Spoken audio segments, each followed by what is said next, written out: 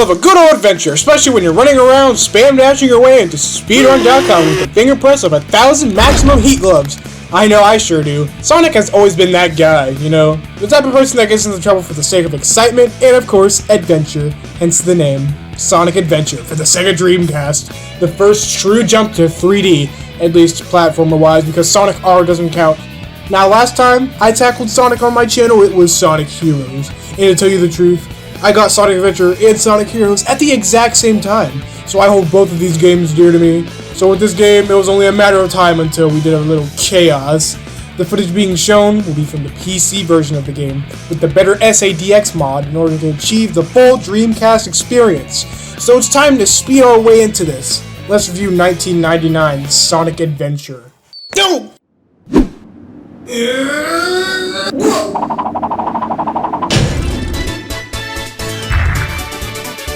What is that? It's my name, you idiot.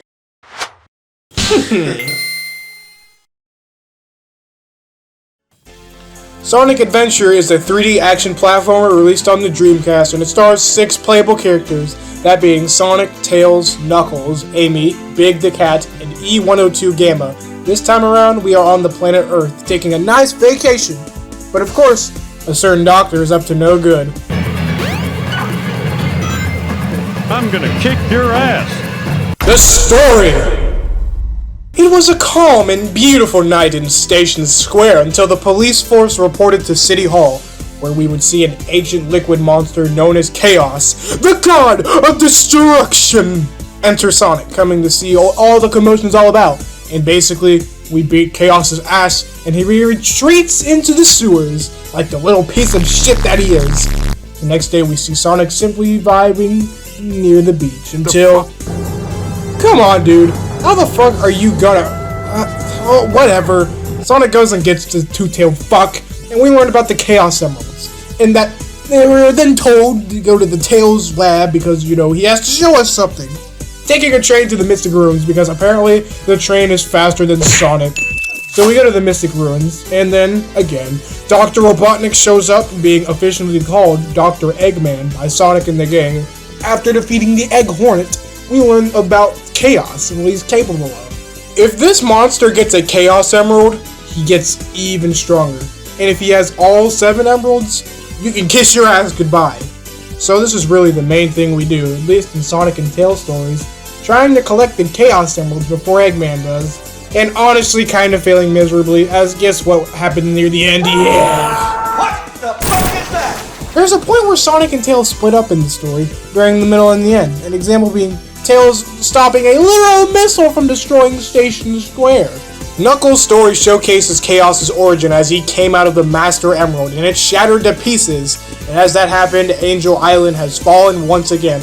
Knuckles has to search for the missing pieces of the Master Emerald. In doing so, he learns more about his past, the ancient civilization, who is heavily associated with this water beast, the Echidna tribe. Amy's story kicks off with everyone's favorite pink hedgehog going shopping and reminiscing about her past with Sonic, until a blue Flicky bumps into her because of a giant robot was chasing after it. So Amy goes to Sonic looking for something big and round. Damn, bitch, you want the whole roll? Looking for Sonic so that he can be the bird's bodyguard. This is basically Amy's story. It's the shortest in the game with only 3 levels, and it's just running away from Zero, the giant green robot that I mentioned, and getting to the giant balloon at the end of the stage so that you can escape him, and then later Amy beats his ass because, like, what's the point of running when you have a giant fucking hammer? The last playable character is E102 Gamma. His story is also simple but effective and meaningful. You get to view a perspective of this story with the perspective of an Eggman robot. Basically, the main premise is, after a little while, Gamma goes rogue, and when the egg carrier gets all wrecked up, he decides to save all of his friends by killing every single one of them in order to free the animals inside, because he himself is a pink Flicky. Thanks to Amy, he was able to go against his programming and just do what I said. So that's all the character stories, all happening at the same time. Because of this, when you have multiple characters in a cutscene, you have to watch that cutscene multiple times, and the same applies to boss fights. Looking at you, fucking Chaos Form, bitch! Oh yeah, there's also Big. You know, he's just looking for Froggy, you know, because Froggy ate a piece of the Chaos Emerald, or Actually, he ate the entire goddamn thing. And now Frog is just being an asshole and Big has to go get him. That's basically it. Wow, this thing is really huge. That's what she said. The gameplay! Each character has a different playstyle, some similar and some drastically different. Sonic is the one. You get from point to point while looking cool and going as fast as you can. Depending on what's going on in the story, he either collects a Chaos Emerald to beat the level, or hits a capsule. Sometimes it's just going to the end with nothing there. His main tool is the Spin Dash. You may think it would be the homing attack, but no. The Spam Dash is just too powerful. It can bend the fabric of time. Sonic has upgrades too, people. The Lightspeed Shoes, the Crystal Ring, and the Ancient Light. All of these are just buffs to the Lightspeed maneuver. You see that trail of rings? Boom! There you go, you got him, see, you got him! You see a bunch of enemies? Sock those motherfuckers! Okay, maybe not. Smells like trash. Sonic's control is really good in this game, though other than the Lightspeed attack just fucking up and being janky, it's basically perfection. Tails' controls are very similar to Sonic's. The main difference is Tails being able to use his Tails attack and his flight ability.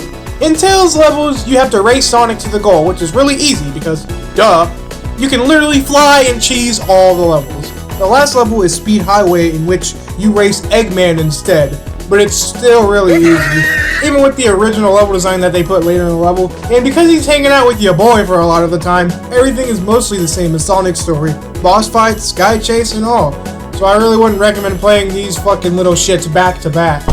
Knuckles the Echidna, Guardian of the Master Emerald. His gameplay is looking for the missing pieces of the Master Emerald after it's been shattered by chaos. There are 3 in each stage, and you have to use the Emerald Radar in order to locate them. Thanks to Knuckles' abilities to glide, climb, and dig, it's no problem at all.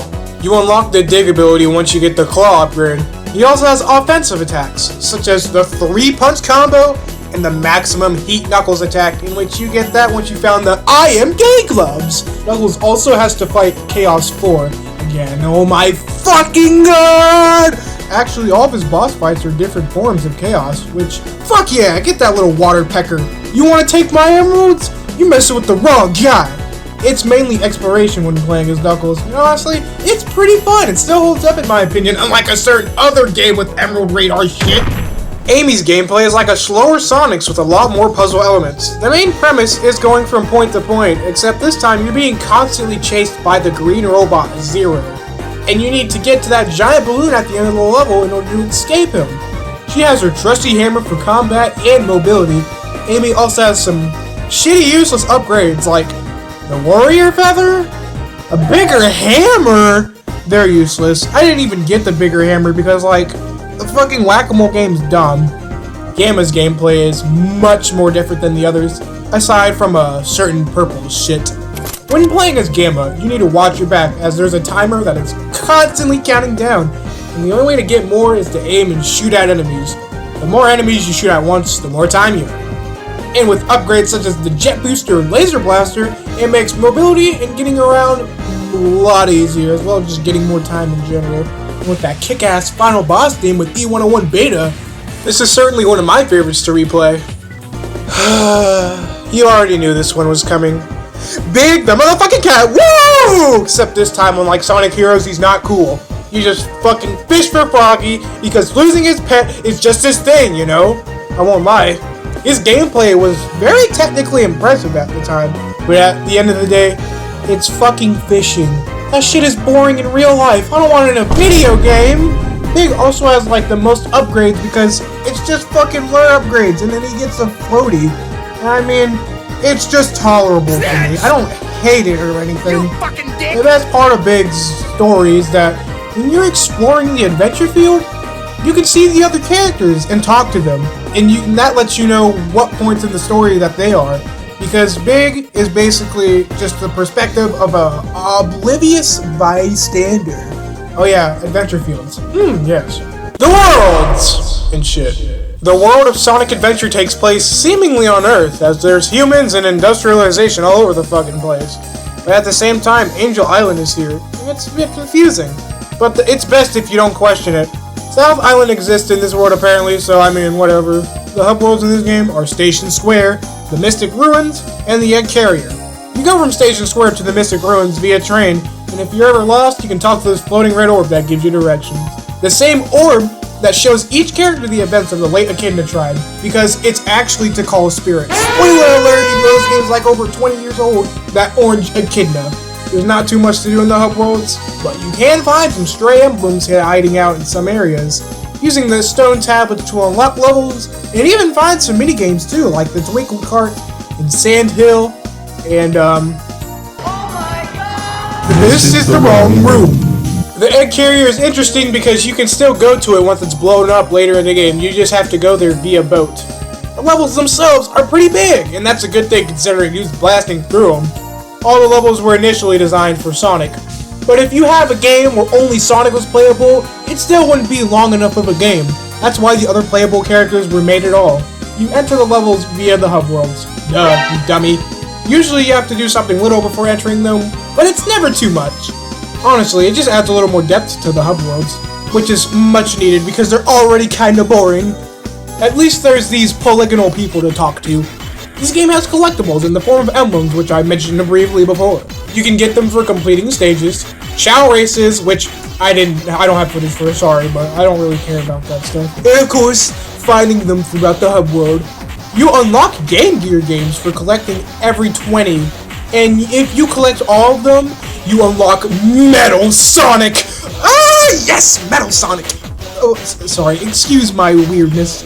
This game also has the hardest bosses I've ever fucking seen in my life. Holy shit, man. Knuckles? Bro, how do you beat this guy?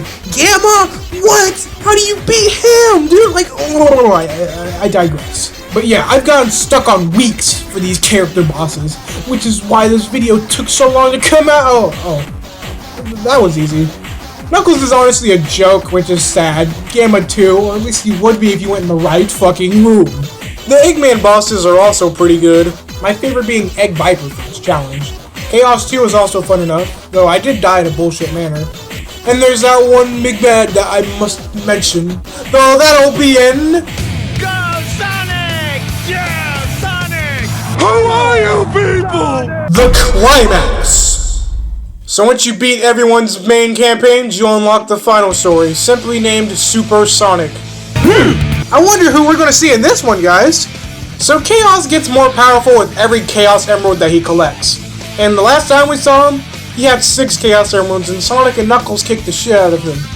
Big was also doing whatever the fuck this shit is, but it still stands. Chaos had 6 Emeralds, and he still does by the time everyone was done doing whatever the hell they were doing. Big crashed the Tornado 2 right next to his house because that's actually how he got out of the egg carrier. The Tornado having the last Chaos Emerald inside of it because that was its power source, remember? Yeah, Chaos snatches that shit up. And well, Sonic and Tails arrive at Angel Island to Eggman and Knuckles with some beaten asses. We see one more vision of Tikal showing more backstory in the past, with Tails looking freaked out at Sonic, which is actually pretty funny there. That's only the calm before the storm, really, because what comes up next is...